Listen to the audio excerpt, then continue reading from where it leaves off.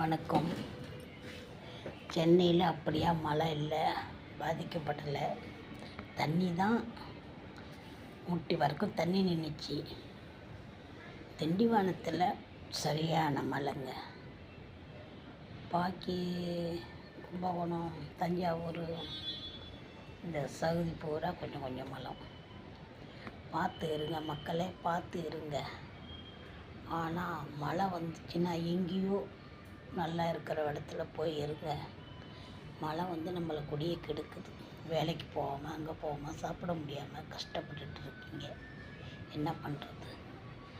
ஏதோ சென்னையில் பரவாயில்ல, ஒரு அளவுக்கு. சென்னையில் ஒரு அளவுக்கு பரவாயில்ல, மழை வரல. அதனால் பத்திரமா இருங்க.